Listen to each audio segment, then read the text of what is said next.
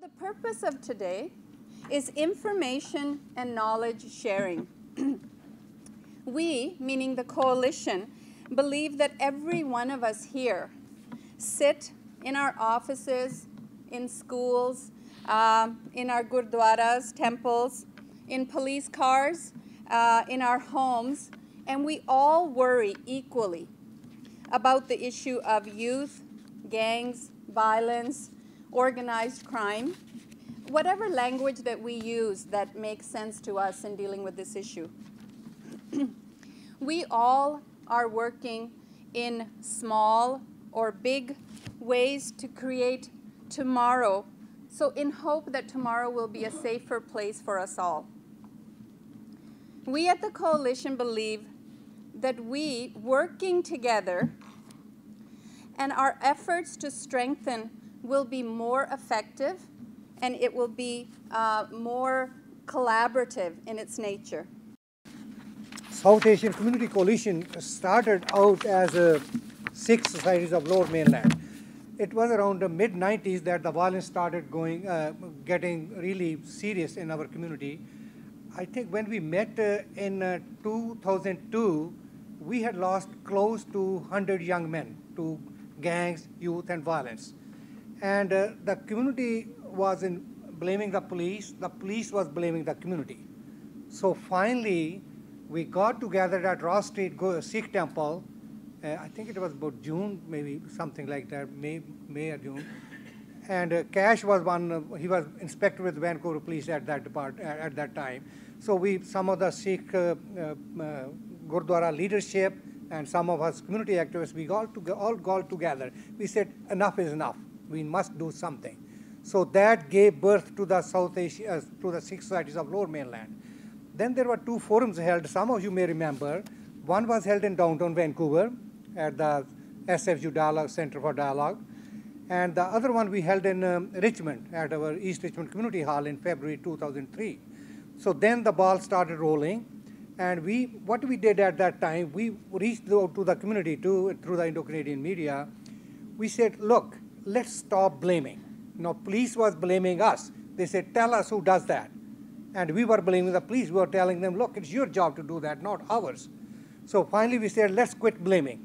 Prevention of youth involvement in gangs and violence. And that was the big issue. And I should also mention, since this is the South Asian Coalition here, that the focus group that we hosted initially, one comment came right away and said, so you're going to say bad things about our culture now, right? That, the culture is bad, the culture is violence, our religion is all about violence. So that's also what's going to be new about it. And this is where we sat down and said, let's think very carefully. Look at the community around. Large majority of our kids are thriving. They're doing really well. The community is thriving.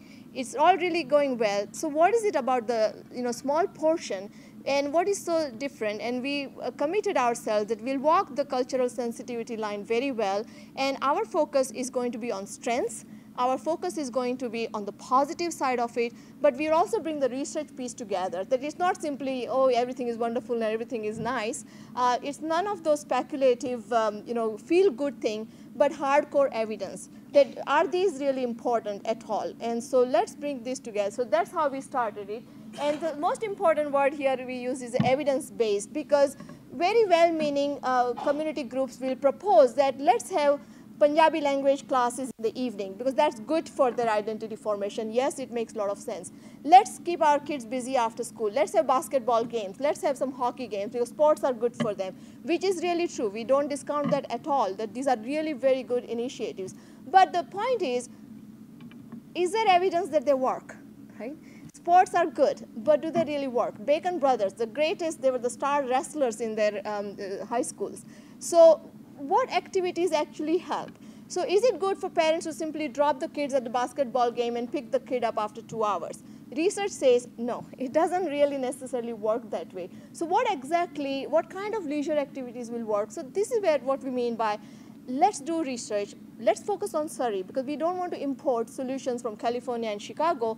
Their demographics are different, because if you look at the traditional risk factor literature, always says poverty, dysfunctional families and all. And here it's a different scenario, that often these gangsters come from very good families. They don't have issues, at least on surface it seems that way. Whatever it is, the important point is we have a solution for local issues, and that's what we need. We want to do that. I think what's important that we're trying to draw on in this study is a deeper insight into the effect of alienation that makes youth more vulnerable to joining gangs.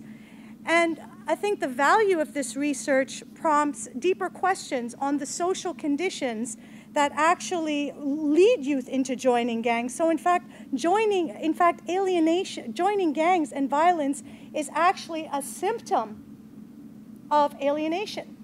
So what are we doing in the society to deal with that? And last but not least, I think this research project allows for a critique in how we have tried to blame culture, Indo-Canadian families and culture for the violence. It has led to a stigmatization that deflects from the real root issues, which are structural, which youth, irrespective of ethnicity, can experience, but there are unique experiences as well. And so we hope to add a human element to the gangster in that we can see a human side. Some join gangs to regain a sense of identity that they lost, only to realize that it's lost and it's a suicidal game. And so we want to, in many ways, also reduce the stigmatization of the demonization of gang members and stop the reductionist explanations as well as the essentializing, assuming all gang members are the same. As a youth, one thing that I can recommend is to connect with other youth on their level in a way where you're not just telling them, no, don't make these stupid decisions, but rather make them really think about how these decisions that they're making affect not just them, but the people they care about and the community as a whole, just putting that perspective into it. Through getting involved in different youth programs which focus on violence, youth get the chance to meet not just great people, but they also build a support network with these people that really, a support network that wants to see them succeed down the road. Today's session with the South Asian Community Coalition Against Youth Violence was a very important session today. I think having the community, the police, the support mechanisms, the government, and non-government organizations working together to go and solve the issue of youth violence and youth gang violence has to be at the front of our thinking every day. We have to continue with pressure in terms of making sure that we place that at the top of our priorities. And I know that today's sessions and the action plan that's going to come out of the session today is going to be very valuable. So I look forward to working with the South Asian community again and continue to work with them in terms of helping to make sure we take, number one, the shine off of kids wanting to become part of gangs. And we work with these children to let them know exactly the truth behind what gang and gang violence and gang lifestyle truly is in British Columbia, and I think we'll make our mark in terms of the community that we all live in. Today's event, which was mainly organized by MOSAIC in collaboration with Acting Together-CURA project, which has been funded as we indicated earlier, and this is where we brought all the groups together. But it's a South Asian Community Coalition, which has become a possibility, and their main agenda is to brainstorm together and also to gather this strength and lobby the policymakers and law enforcers so that we are moving in the right direction. So today we heard from Dan Malo, who is the chief of the Combined Forces Integrated CFSEU, the Integrated Gang Task Force, and he gave us a really good advice. He said, don't go or try to target the top levels because that's the police job. You know, they're almost like psychopaths. They all want to just kill.